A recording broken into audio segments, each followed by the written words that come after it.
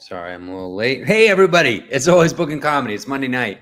We got Alex in the house. Okay if I update your name with your last name here? Uh, Sure. how are you doing tonight, man?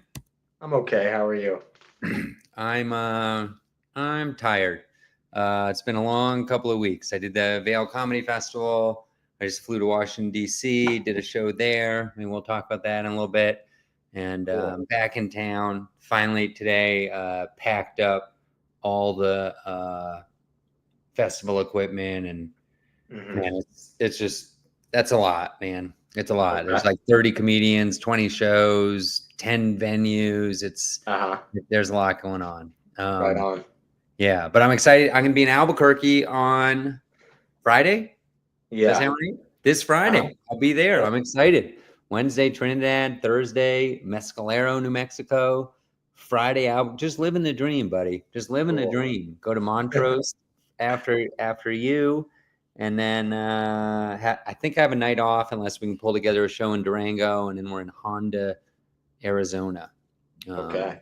yeah. Nice. Um, so you run a show down there. You run a show at a brewery. Tell us about this brewery. It's 377. Yeah, so 377, I've been working with them for 6 months or so. They have like a back room that we rent so we can adjust the lighting how we like it, and it's really like a comedy club in there. And yeah, I mean, working with them is pretty good. We're just trying to build this thing up, just trying to have fun. And yeah, what would you like to know I don't know. specifically? Well, let's start with how did you find the venue in the first place? I think a lot of people So struggle with that. yeah, it's kind of an interesting story. I've been running shows for a few years, and there was a local comic here in Albuquerque named Amory Castillo, Oh yeah, and I know her. you know I've worked Amory. with her. I've worked with her. She lived in New York City, but she had to move to New Uh-huh. Mexico. Yeah, Yep. yeah, yeah. So Uh-huh. she was running shows in this room at 377, and I had gone to one of those shows. That's how I discovered the Okay. room. And you know how you may know how comics are, or I feel that comics are territorial about Yeah, the rooms sure. that they're about the rooms that they use. So I didn't want to approach. So I was literally just kind of I never considered approaching them until I knew that A. Marie was moving to Japan. So she's in Japan right now, I believe. I didn't even know And that.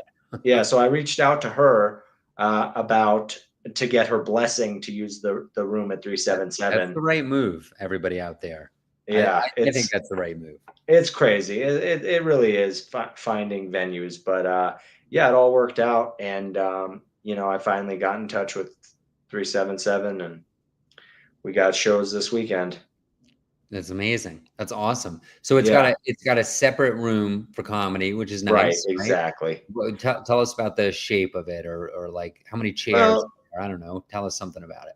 okay. I mean, so I mean, I wish I'd obviously there are things that I would like to change about it, but for Like example, we bigger don't have air CNC pieces, conditioning. right? It's like we have a swamp cooler in there, so Okay. hopefully it'll be cool enough in the middle of June to run shows. But we're gonna do it either way, and it's tough show business. That's been Yeah. my experience here in Mhm. Albuquerque, and so I'm just really trying to make something happen to the best of my ability.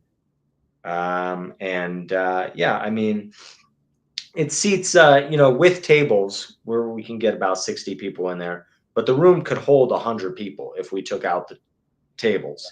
Sure. So yeah, I mean, one of the things that on a side note is that 377 is actually for sale right now. The owners are their owners are want to retire, so that's kind of an interesting situation that I'm in with them. We're going to keep.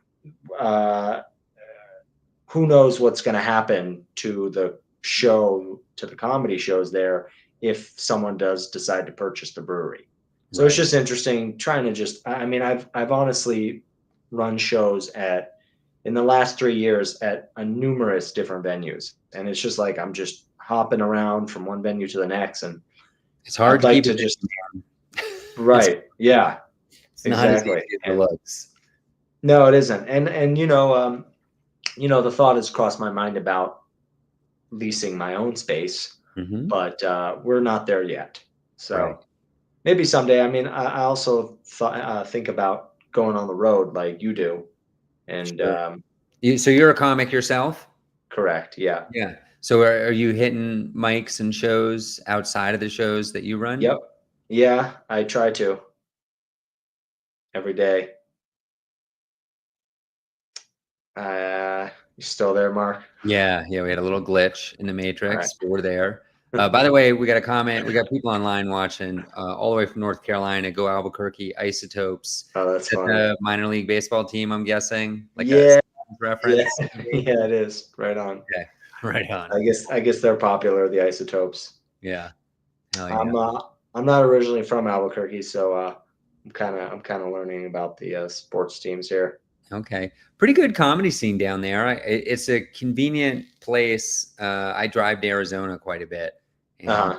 I mean by quite a bit, I mean like once or twice a year. But it's Uh-huh. such a long drive from Denver that I'm always looking for a place to stop. And Okay. Albuquerque, Santa Fe, Yeah. I've stopped a number of times over the years. In fact, Hmm. I now that you tell me some of the backstory, Yeah. I was actually scheduled to be at 377 Brewery 3 years ago, maybe, Okay. and then some like wedding party booked it like the week before, and the Interesting. room disappeared. And I ended up, it actually worked out really well because I ended up scrambling. I called like 6 breweries, wineries, distilleries, had 2 of them get back to me. One of them actually was interested in doing a show. And within a week, I popped up a show at it's a distillery,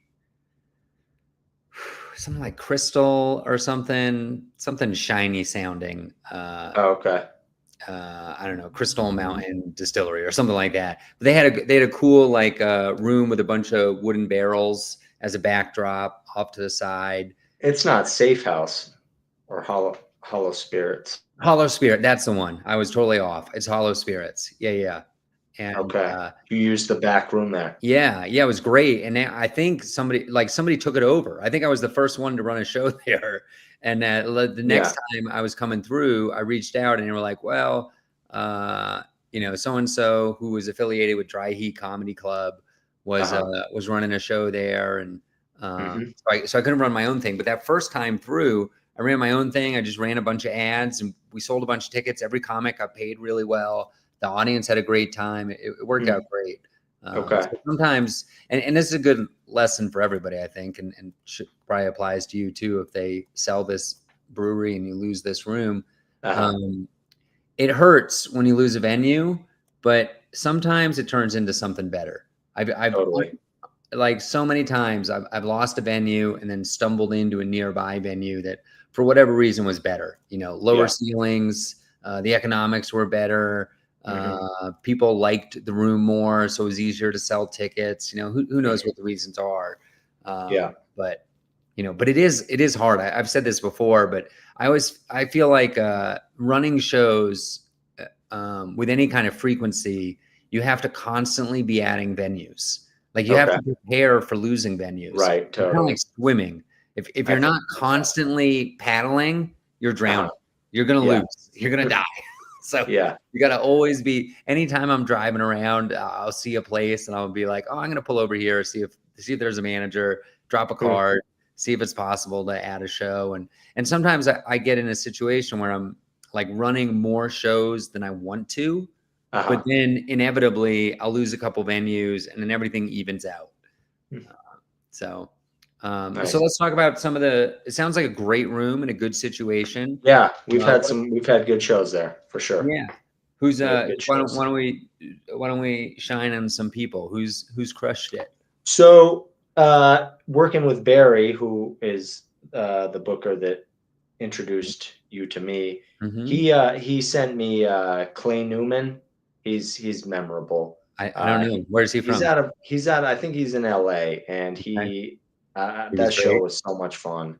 Nice. He's also yeah, and I reached out to who did a good job marketing a show here was you might know him because he's in Denver. I bet I He's do. with Los Vatos, Side Splitting Entertainment. Ricky Ramos.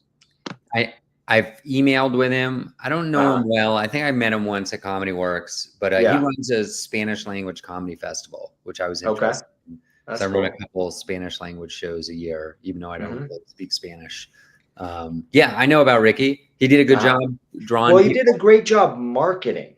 That's something that I really appreciate working with Ricky is that he made a flyer and he really pushed the show and it was one of our most popular shows. Huh. I think that might be the fact that there are a lot of Spanish speaking people in Albuquerque who came out to support him and the comics he booked. But yeah, that was just one of the more popular shows, and that's why I Nice. liked working with The Ricky. show is in English? Yep. Yeah, okay, cool. Hmm. Right on. That's awesome. Yeah. Clay Newman from LA. I'm gonna have to remember that Yeah. name. Look I him up. mean, yeah, I'm not sure Clay was any funnier than any of the other comics we've had, but it was just such a great show that really stuck out in my mind. I think it's because I decided to jump on that show, which is what I plan to do from now on is to get up there and get on the That was my mic next question. myself. Are you Yeah. hosting these shows? What's your role So in the yeah, shows? I mean, I when I started at 377, the first couple shows, I didn't get up on the mic, but that's what I'm doing now. I've decided to, I do host the show. I actually have a co-host, so you'll get to meet him. Okay, He's from here, and you're gonna like meeting him. His name's Dwayne James. I'm okay. excited to introduce you to him. But yeah, no, we host the show together, I would say. But I put the show on, so I really just I really just asked DJ to perform. Okay.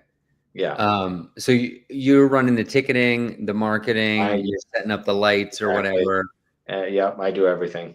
You do everything. Yeah. It's a thankless job, but thank you. Thank you so much. I know how hard it Right is. on. I really Yeah, appreciate yeah.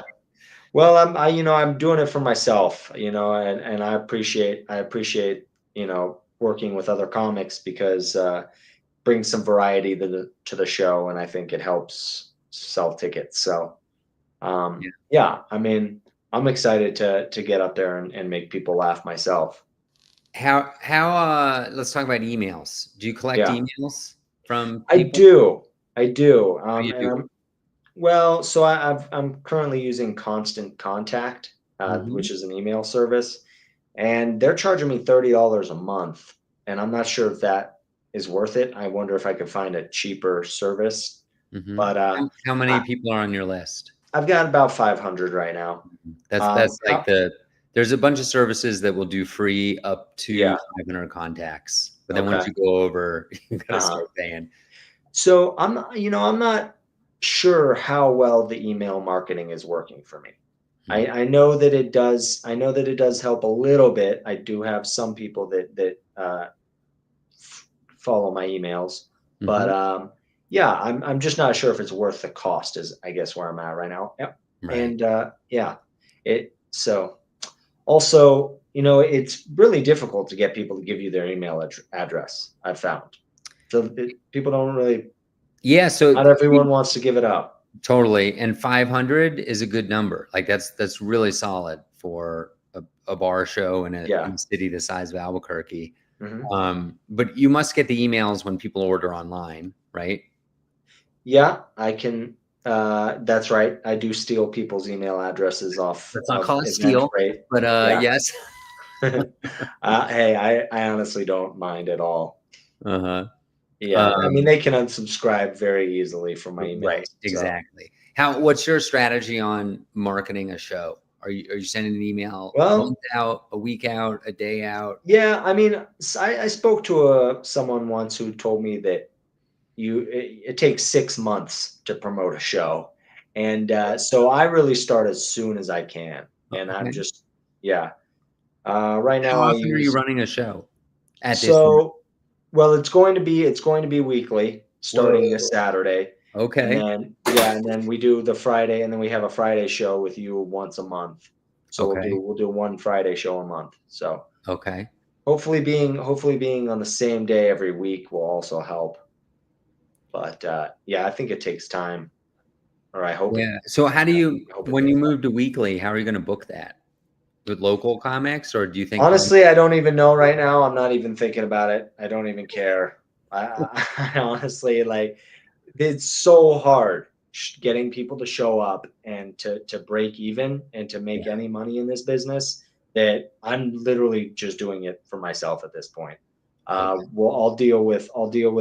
I mean, obviously, I have Barry setting me up with people on Friday on every Once, one once, Friday a month. yeah. But as for that Saturday, like I might just open the mic up, for example. It might Okay. just be an open mic Okay. every Are Saturday. you going to charge the audience? Yeah, Okay. we may pass around the hat, just Okay. ask for donations. You know, I Yeah. go out to San Francisco quite a bit, do comedy out there. That's very popular out there. And Okay. people get really good at it. Like they are Okay. really good at collecting money to the point where Nice. they're making more money collecting Right. money from a Yep. hat than they would if Uh-huh. they had charged for tickets. Yeah, Now, it does work. the trick is, Uh-huh. I think when I've seen it be most successful is for the show to be really good Yeah. and you pass the hat right before the headliner. Right. And you like Great stop point. the show. You pass Great it point. around, Yeah. everybody's happy, they're in a good Yeah. mood. You know, they want Right. to throw in some money and they got a little Venmo QR code. There's different ways to That's a pay. great idea. The Um, Venmo. I'll yeah. keep that in mind. Yeah, for sure. Because people don't carry cash anymore. Like even Yeah. a way to take a credit card tap. I was just Right. when I was in Washington D.C. I went to a bunch of the museums, and they're all free. But Uh-huh. every museum had this board that I was fascinated by. It was like, "Do you want to make a donation?" And there were like Uh-huh. little tap squares. It was like 5, 10, 20. I think it was just 5, 10, 20. And if you tapped your credit card on one of those squares, it just Yeah. automatically Oh, charged you that's neat. 5, 10, or $20. Okay. So like a way to quickly Yeah. charge by credit card would be helpful. Totally. Because I'll tell you, when I'm on the road and I sell merch, Yeah. I maybe like a year and a half ago, 2 years ago, Mhm. got one of those like things that looks like a big calculator from Yeah. Square that you Mhm. can tap, swipe, and insert. And it Uh-huh. made such a difference. Like people are paying Yeah. with their Apple Watches now, and people Yeah. get drunk and they're not like, if you ask them to Venmo you, they got to unlock their phone, they got to find the Okay. Venmo app, they're not Right. logged in. What's your Venmo username? I don't know how to scan your, like there's a lot of friction. But Uh-huh. the very first time I had that credit card machine, I swear I sold twice as much merch. It's not Okay. always like that, Yeah. but having an easy way for people to tap, like for whatever reason, maybe Venmoing $5 or handing $5 cash feels more expensive than just boop, five Okay. bucks. You don't Mhm. even see it. You don't even feel it. You'll deal with it in a month. It'll come in Right. a credit card bill. All right, Mhm. we're gonna circle back to that in a second, but Okay. we got a question online. Does it make sense to do a check-in with a venue owner? If so, what questions should you ask, and how frequent should you do this? So I guess the question here is: once you have a relationship with a venue, you're running shows. Do you hide from the venue owner, or do you regularly chat with him? So with the 377 Brewery, for example, I work with the general manager there. Her name's Dominique.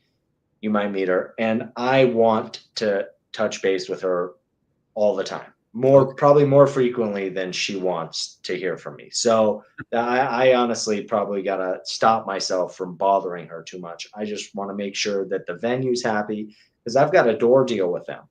Okay. They're not charging me any money to use the room, and so I want to make sure I'm bringing in people that are buying drinks, and so that the bar's happy with me, and that I'm not bothering any of their regular patrons. And so, yeah, working with the venue. I mean, and this gets back to like opening up your own place. If you lease your own space, then you don't have to worry about that. But if you want to avoid the costs of a lease, then this is what it takes. You got to make sure that the venue is happy with you. And so, yeah, Yeah. I the more often the better I check in. Yeah, and I'll just add to that. Every once in a while, a venue will just unexpectedly be like, "No shows, no more shows." And you're like, "I have a Okay. show this Thursday. What are you talking Right. about?" I And so know. it's like from PTSD, I try to stay in touch with the Okay. venues just Yeah. so they don't pull the rug on you. Like as long as you Right. talk to them, with some Yeah. regularity, you Mhm. know, I think they feel like if they haven't heard from you in a while and they cancel on you, it feels less bad than if you just talked yesterday. Like, Right. you could have told me yesterday. We talked for Hmm. 20 minutes, you know? Hmm. That's good. You're a good show producer if you're maintaining that relationship with the Yeah. venue. Okay. So we were talking about charging money. So let me ask you something. You're familiar with Dry Heat Comedy Club, right? Yes. And they're no more, right? They As far as I know, yes. yeah. Sarah, the Sarah, owners, she moved to moved. New York City. She's gone. Uh-huh. Moved Um, back, right. so yes, that was a tough. I think they had a tough go. It was a very cool room. I never went to the second room, Okay. but I went to the first room. Oh, cool. Huh. They struggled, I think, financially. She by the way, if anybody's interested in this, you can Google Always Bookin Comedy, Dry Heat Comedy Club. There's a really great episode with Sarah Kennedy, Nice. who's Huh. so funny and a great showrunner and club runner. But I think they had a lot of trouble. They never got a liquor license. Mhm. And comedy clubs, for the most part, live and die on liquor sales and chicken finger sales. Like, the comedy Yeah. tickets Okay. aren't that big a piece of it. Right. So if you can't sell alcohol, it's tough. And honestly, the shows are not as fun. You Hmm. know, I hate to say that as a guy who doesn't drink a ton, Uh-huh. but a drunk audience on a Friday night is more fun than a Monday afternoon Hmm. business group that is stone Uh-huh. cold sober. So, Hmm. um, so yeah, it's just something to consider if you're looking into leasing stuff, like figuring out Yeah. something that just happened in Denver, which is fascinating, Uh-huh. is a guy here started a comedy club in a side room of a brewery that he Uh-huh. leases, or he has some kind of financial arrangement with Okay. them, and he has Yeah. it full time. I think Okay. maybe during the day they can run stuff there, but I don't think they Yeah. even do.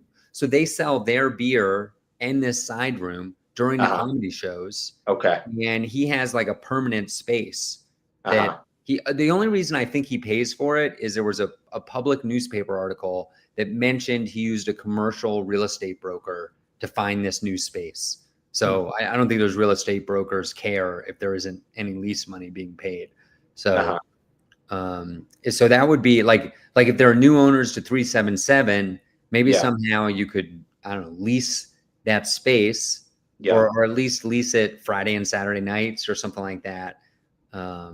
Maybe even get a cut of the alcohol sales, which Yeah. some showrunner, I don't think I've ever, no, I've never had that arrangement, but I know showrunners that do.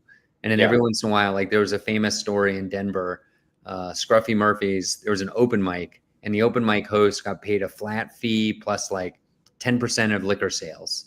And the Okay. World Series, it's like 2 blocks from Coors Field. And the Uh-huh. World Series happened to happen, on the night of the open mic. Uh-huh. The sales were like, I don't know, $20,000 or something. Yeah. So the kid who was running the open mic made a fortune that night. But it Nice. had nothing to do with comedy. It was Yeah. just like he had a good deal with the venue, and they sold Right him on. booze.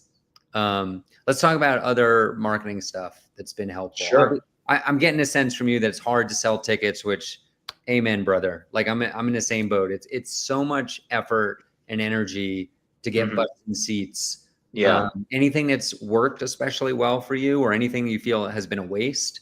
Yes, definitely the best marketing that I have found is publicity.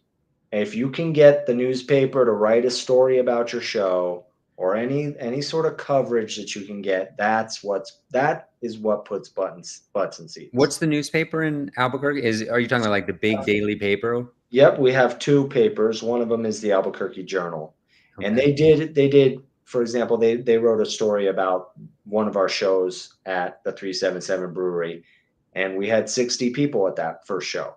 So Nice. that's, yeah. I mean, Do you know how honestly, that came about?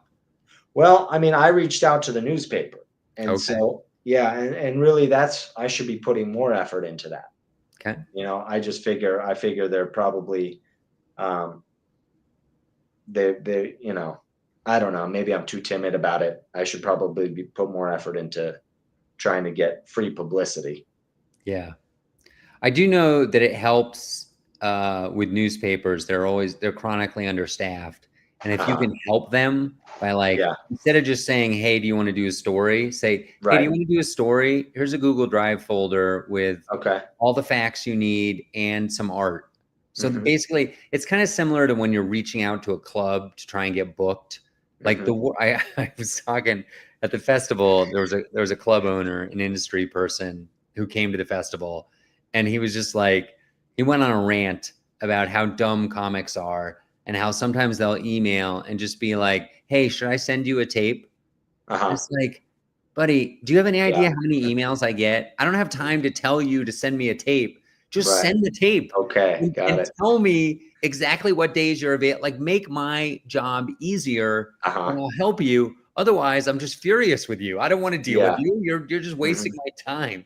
So I Yeah. think a similar strategy with the newspapers is good, and you can lean on like headliners like me. Like if you even tonight, if you sent me a thing and said, "Hey, I need 200 words about you," or whatever Hmm. the thing is, like I pump it out for you because I know Yeah. you're working hard, Hmm. and not everybody is going to be helpful like that. But Hmm. if you try it with 10 headliners, probably 8 of them will help out in my Hmm. experience, especially if you give them like you don't want to send it on like a Friday night because most anybody who's any good is busy over the weekend. They're doing a lot of stuff. Hmm. But if you send Hmm. it like Monday afternoon, like a lot of comics are not doing anything on Monday afternoon. Yeah. Yeah. Well, that's a good tip. That's a great tip, Alex. Press. Press is a Right. good way to get butts in seats. Yep. Anything that you think is like over, people think it helps, but it really doesn't. You know, um, yeah, I find that so I've tried passing out paper flyers. Okay. Yeah, I've tried like Like passing out like farmers handing market. out flyers, exactly. Okay. And that doesn't seem to work as Okay. I would think that that would work a lot better than it does. Uh, Talking to people directly, mhm. um, I'm not sure about that. It's But hard, yeah. like when you're separated by time and distance from an Mhm. event. I find that kind of, you call that barking in the industry. It Yeah. it's it can be shockingly ineffective. Okay. Sometimes it works, like if you're in a busy downtown area and you're Yeah. barking like an hour before the show, it Uh-huh. can work really well because people are Okay. looking for something to do. They're already Yeah. there. Okay. You're in the side room of a brewery. You go over to the main room of the brewery. I do Yeah. a show in Frisco, Colorado at a brewery, and I have success almost every show about Yeah. 10 minutes before the show starts. Like Right. 2/3 of the room is sat already.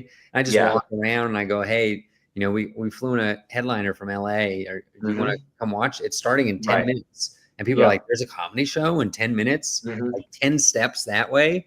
Yeah. And then usually I'll like, they'll be like, how much is it? I'll be like, I don't know, Mhm. $25, let's say. 25 Yeah. bucks, and there's 5 of them. So like Right. $125. I'll say, tell you what, you guys pay 75, I'll get all 5 in. And that I mean, it usually works. I usually get at least one table, sometimes two, to come Yeah. in.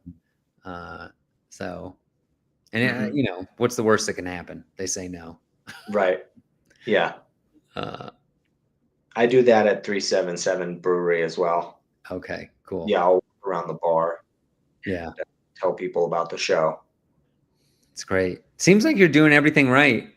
You bring in your own lights? Yes, I have my Cool. own lights. Nice. Sound system, or do they have a sound system? So I do bring my own sound system, but they do have speakers there as well. But yeah, we'll be using my own speakers that night, Okay. this All right. Friday. Cool. This Friday, everybody, June 6th. Hmm. That sound right? June 6th, Yep. 2025. If it's in the future, get a time machine. Get on my email list. You're getting blasted. I'm on Bands in Town to sending out notes. I sent an email blast yesterday to everybody that has been to a show in Albuquerque plus 25 miles, that I have email addresses for. A couple people Uh-huh. clicked the link. That doesn't always translate to sales, but Uh-huh. it does something. So we got to wrap this up, but let's talk a little bit about you and like what do you love about comedy? Obviously, show running. I'm getting a sense you enjoy it, and it's a burden. It's like it's a challenge. It's a job. Uh-huh. You know, it is a privilege to be able to make people laugh. Yeah. Heck yeah, brother. I agree. I agree. It's so An fun. honor. Yeah. Yeah, yeah. That's awesome. And it'd be a part of a special experience, something that people will remember for a while. We just Totally. we just had we did a free show a year and a week ago, right before the Vail Comedy Festival last year. And it turns out two people came on a first date to that show. And the guy reached out to me like a month ago and told me this story, said we had the best time. We had so much Uh-huh. fun. We're still dating. Yeah. Everything's going great. And we really want to go to the comedy festival as like an anniversary celebration. Can Uh-huh. cut me a deal on passes? Uh-huh. I said, Yeah. absolutely. I love this story. 100%. I'll Sure. take care of you. Whatever you guys can pay, we'll make it happen. And I ran into him at the festival and they had such a good time. And it is really cool to be a part of somebody's positive experience. It beats being a meter maid or something like that. Mm. Yeah. All right. Let me close with this. You got any goals for going into 2026? What are you excited about, like on a year-long time frame? I do have some goals in show business and comedy. I'd like to be doing this full time at some point. I've got 2029 in mind as a year that I'd like to be making enough money to be able to quit my day job. But I'm just having fun doing this. Like my goal is just to get a crowd together this Friday so that we get to have fun and tell jokes. Yeah. So yeah, that's really the. If I don't ever make money in this business, it's fine by me. I believe I've come to that conclusion now. Yeah. At least, Cool. yeah. All right. So I'm telling Where can myself. people find you and your shows if they're visiting Albuquerque? Yeah, so I have a website 377comedyclub.com, and then I'm also on Instagram under 377 Comedy Club. Okay. So yeah, I mean I should probably change that name at some point, so that the comedy club or the comedy will follow me if the venue changes. But yeah, that's what we have right now. Yeah. 377 Comedy Club. All right. Check them out, everybody. Alec, how do I say your last name? So Grotto, but my stage name is I go by Alex Benton. I should have Oh, told you at the we beginning. can. I'll change it in the title at least. Cool, right on. So good for SEO. Awesome. Well, Alex Benton / Grado. It's been a pleasure. Uh-huh. Stick around for a second. We're going to end this. Thank you, everybody, for tuning in. Come back next week. We got another great episode of All.